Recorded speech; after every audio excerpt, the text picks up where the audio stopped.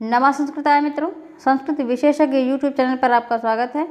इस वीडियो में आप क्रियातार्जुनीयम प्रथम सर्ग के संपूर्ण हिंदी अनुवाद को जानेंगे। क्रियातार्जुनीयम के वाचन, शब्दार्थ, अर्थ तथा व्याकरणात्मक टिप्पणी के सभी वीडियो प्लेलिस्ट में हैं। प्लेलिस्ट का लिंक नीचे डिस्क्रिप्शन बॉक्स में है। चलिए शुरू करते हैं। तो पहले तो ये जान लीजिए कि क्रियातार्जुनीयम महाकवि भारवी की रचना है। तो जैसा कि आप जानते हैं, भारवी अर्थ गौरव, भारवी का अर्थ गौरव प्रसिद्ध है। तो क्रियात जो है आपका वो क्रियातार्जुनीयम वृहत्रयी के अंतर्गत है। तो स्टार्ट करते हैं।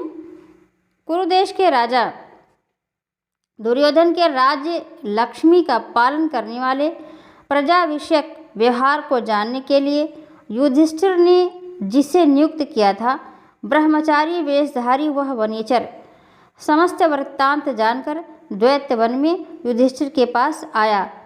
कथानक वहाँ से है जब पांडव जो है वनवासी अवधि में हैं, तो वहाँ से इसका कथानक है। वन पर्व से महाभारत लिया गया है। प्रणाम करने के बाद शत्रु द्वारा जीती गई पृथ्वी का वृत्तांत राजा युधिष्ठिर से निवेदन करते समय उस वनेचर का मन व्यथित नहीं हुआ, क्योंकि हितैषी लोग असत्य प्रिय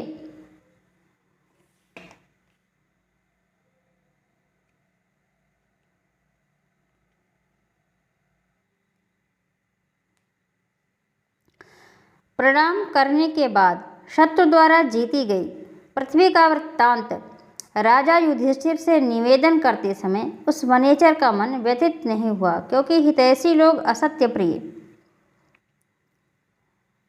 बात नहीं कहना चाहते। तो सबसे पहले जो वनवासी वेशधारी किरात है वो पहले जो है प्रणाम करता है।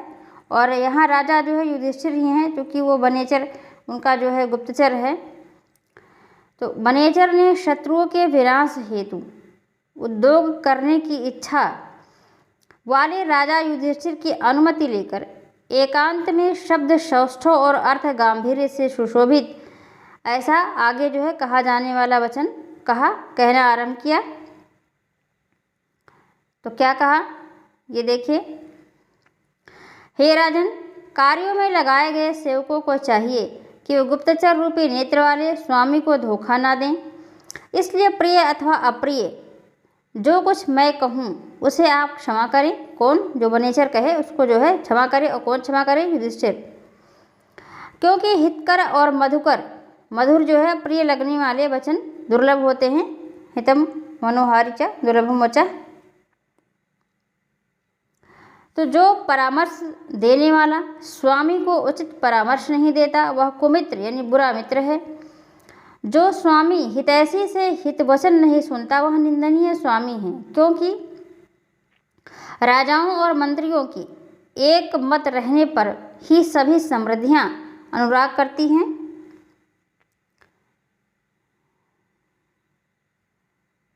तो स्वभाव से ही दुर्बोध राजाओं का चरित्र कहा और अज्ञान से अभिभूत मेरे जैसा क्षुद्र प्राणी कहा, तुच्छ प्राणी। फिर भी मैं शत्रुओं के गूढ़ रहस्य वाले नीति मार्ग को जो जान सका हूँ वह आपका ही प्रभाव है। ये वनेचर कहता है युधिष्ठिर से। तो सिंहासन पर आरूढ़ रहता हुआ भी दुर्योधन वनवासी आप युधिष्ठिर से पराजय की आशंका करता हुआ दूत के ब्याज से दूत के जुए के जो है बहाने से जीती गई पृथ्वी को नीति से वश में करने की चेष्टा कर रहा है। तो एक बार तो उसने जो है अपने मामा से जो है शकुनी से करवा के दूत जुए में पराजित किया, और अब वो नीति से जीतना चाहता है। तो उसकी नीति क्या है ये आगे देखते चलिए। इस रूप में भी सशंकित और नीति परायण रहता हुआ भी कुटिल वह दुर्योधन आपको जीतने की इच्छा से यानी ये युधिष्ठिर को जीतने की इच्छा से गुण समृद्धि द्वारा निर्मल यश फैला रहा है। ऐश्वर्य वृद्धि कारक महात्माओं के साथ विरोध भी दुर्जनों की अपेक्षा श्रेष्ठ है। अगला देखते हैं। षड्विध शत्रु समुदाय पर विजय प्राप्त कर मनु द्वारा निर्दिष्ट दुर्गम मार्ग को प्राप्त करने की इच्छा से आलस्य का त्याग कर वह दुर्योधन रात दिन का विभाजन करके पुरुषार्थ का नीतिपूर्वक विस्तार कर रहा है।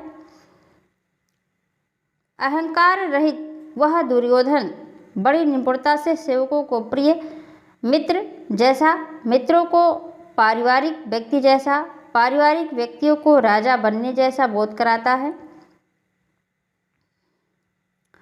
उचित विभाजन करके समान दृष्टि से श्रद्धा पूर्वक निर्लेप भाव से सेवन करते हुए इस दुर्योधन के धर्म, अर्थ तथा काम गुणानुराग के कारण मानव मित्रता को प्राप्त हो गए हैं और परस्पर बाधा नहीं पहुंचाते हैं। उस दुर्योधन की बाधा रहित साम नीति का प्रयोग धन दान के बिना नहीं होता, प्रभुत धन दान सत्कार रहित नहीं होता और विशिष्ट सत्कार गुणानुबंध के बिना नहीं होता। गुणानुरोधी है, बिना न सत्क्रिया। जितेंद्रिय व दुर्योधन ना तो धन के लाभ से और ना ही क्रोध के कारण अपितु बिना किसी कारण के मेरा धर्म है ऐसा मानकर गुरुजनों द्वारा निर्दिष्ट दंड विधान के अनुरूप दंड द्वारा शत्रु अथवा पुत्र द्वारा किए गए धर्मातिक्रमण को रोकता है। सशंकित होता हुआ वह दुर्योधन चारों ओर आत्मीय जनों को रक्षक नियुक्त करके निशंक सा हो जाता है।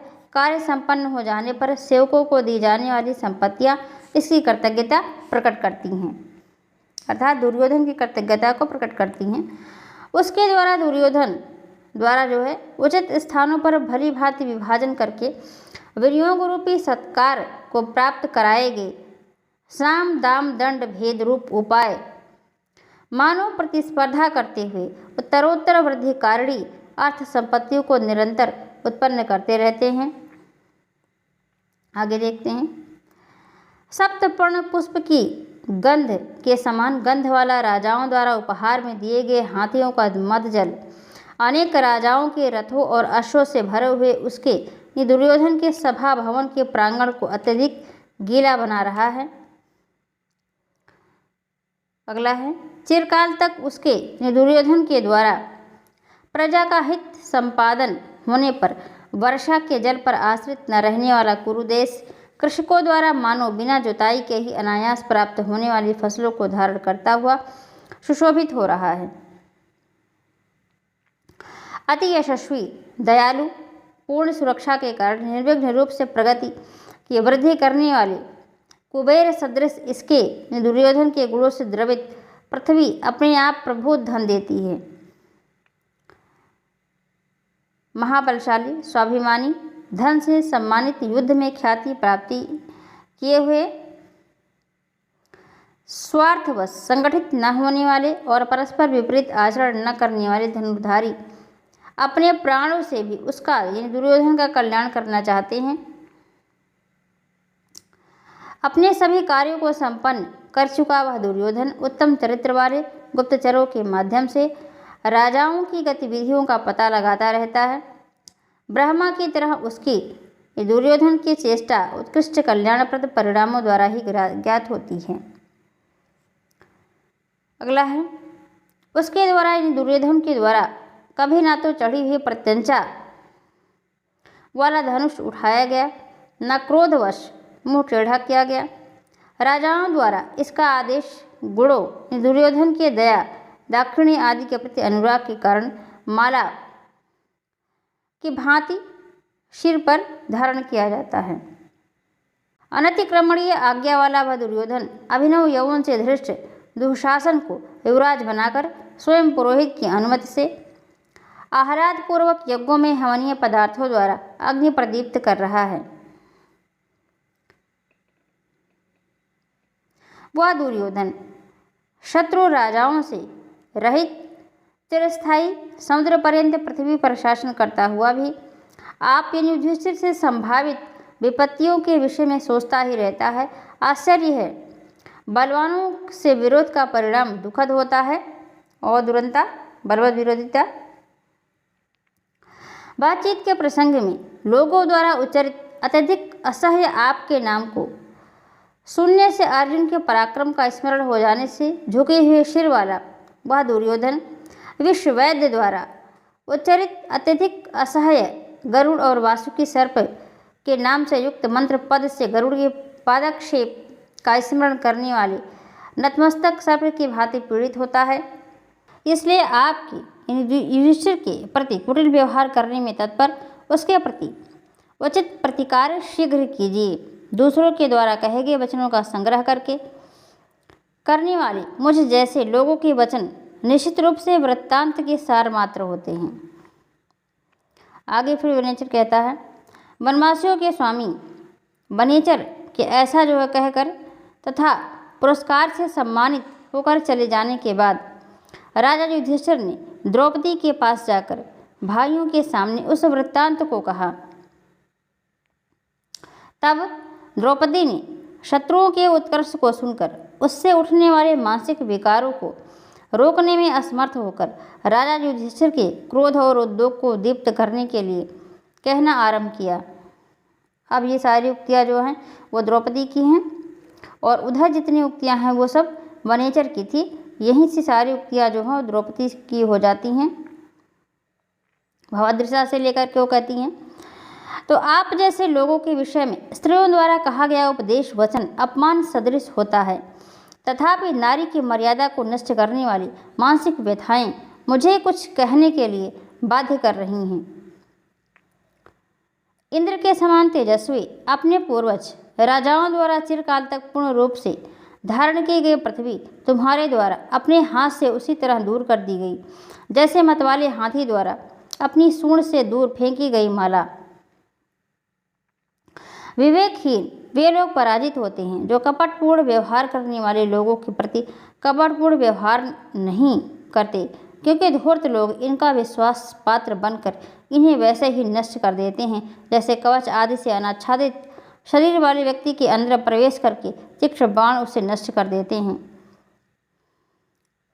अनुकूल साधनों वाला, अपने वंश पर गर्व करने वाला, आपके अतिरिक्त कौन सा राजा गुणों से प्रेम करने वाली, गुणवती, उच्चकुल में उत्पन्न और मन को प्रिय लगने वाली, भार्या के समान गुणों के कारण प्रेम करने वाली, वंश परंपरा से प्राप्त हुई मनोहर राजलक्ष्मी को स्वयं ही शत्रुओं द्वारा अपहृत कराएगा।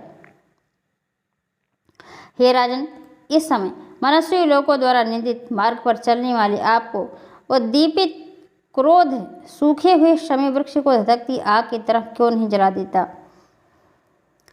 जिसका क्रोध व्यर्थ नहीं जाता है और जो विपत्तियों को नष्ट कर देने वाला है। उसके वश में सभी प्राणी स्वयं अधीन हो जाते हैं। उसके वश में जो है सभी प्राणी अधीन हो जाते हैं।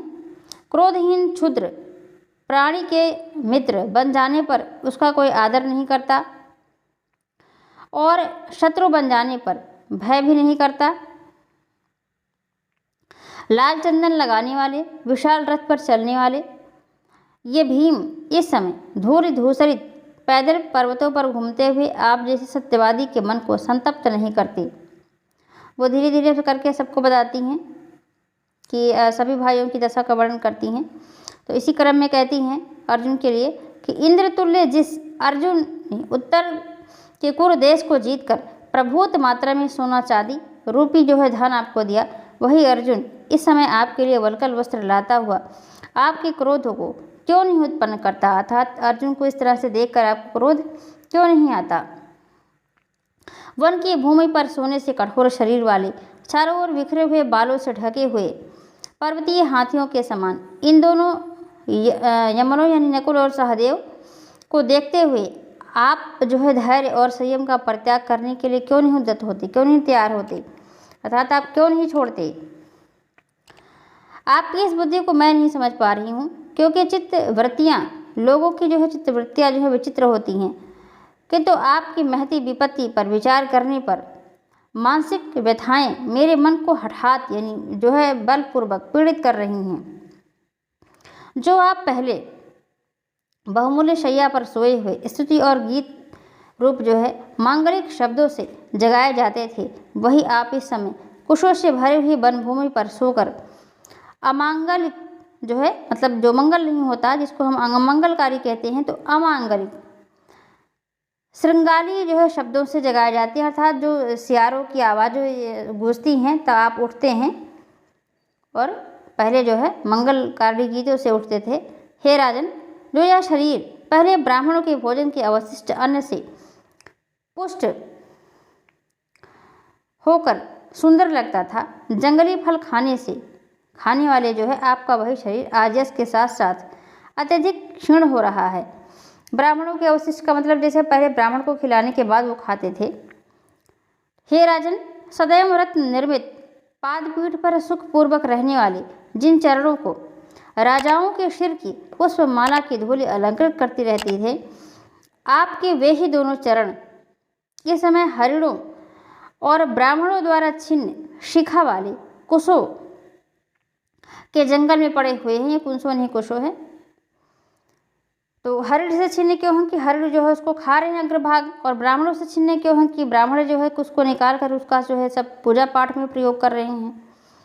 तो आगे कहती हैं कि हे राजन, चूंकि यह दशा शत्रुओं के कारण हुई है, इसलिए मेरे मन को समूल उत्पाटित सा कर रही है। शत्रुओं जिनके पराक्रम को अभिभूत नहीं किया है, ऐसे मनस्वी व्यक्तियों के लिए अपमान भी उत्सव ही होता है।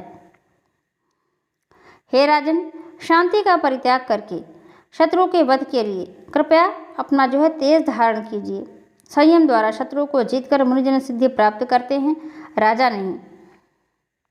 अर्थात वो कहती हैं कि आप जो है लड़ाई कीजिए और अपना राज्य वापस लीजिए।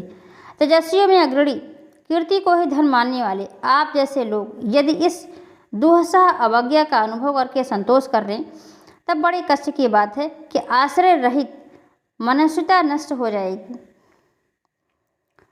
यदि आप पराक्रम का परित्याग कर एकमात्र क्षमा को ही सुख का साधन मानते हैं, तो राजस्व का बोध कराने वाले यानी राजचिन्ह स्वरूप इस धनुष को छोड़कर जटा धारण कर लीजिए और इसी वन में आग में आहुति डालते रहिए। तो आगे कहती हैं, हे राजन, जब शत्रु अपकार करने में लगे हैं, तब महान तेजस्वी आपके लिए शर्त का पालन उचित नहीं है, क्योंकि विजयाकांक्षी राजा शत्रुता की स्थिति में किसी ब्याज से संधि में दोष उत्पन्न कर देते हैं। यानी किसी तरीके से वो फिर से जो है संधि को तोड़ करके और युद्ध करके अपना राज्य वापस ले लेते हैं। दैव और काल के प्रभाव से दुस्तर विपत्ति सागर में पड़े हुए प्रताप के नष्ट हो जाने से खिन्न, धन वैभव रहित शत्रुओं का नाश करके अभ्युदय प्राप्त कराने वाले आपको पुनः राज्य लक्ष्मी प्राप्त हूँ। जैसे दैव और काल के प्रभाव से विपत्ति सदृश समुद्र में डूबे हुए तेज के नष्ट हो जाने से प्रकाशहीन नष्ट किरणों वाले शत्रु सदृश अंधकार को नष्ट करके उदित होते हुए सूर्य को प्रातःकाल लक्ष्मी प्राप्त होती हैं। तो जैसे जो है लक्ष्मी प्राप्त होती हैं सूर्य को, वैसे ही आप जो है प्राप्त करें। और ये आपका रहा गाथा दिन का प्रथम सर्ग। तो इस वीडियो में इतना ही। आगे आपको अगले वीडियो में और जानकारियाँ दी जाएंगी। चैनल को सब्सक्राइब करें, क्योंकि आगे जो है आपको महत्वपूर्ण वीडियोस दिए जाएंगे। इस PDF को प्राप्त करने के लिए डिस्क्रिप्शन बॉक्स में दिए गए लिंक से टेलीग्राम चैनल को ज्वाइन करें। आप हमें सोशल मीडिया पर भी फॉलो कर सकते हैं, सभी के लिंक नीचे डिस्क्रिप्शन में दिए गए हैं। वीडियो को लाइक करें, शेयर करें, अपने सुझाव कमेंट बॉक्स में दें। चैनल को अधिक से अधिक मात्रा में सब्सक्राइब करें। Thanks for watching. नमस्कार।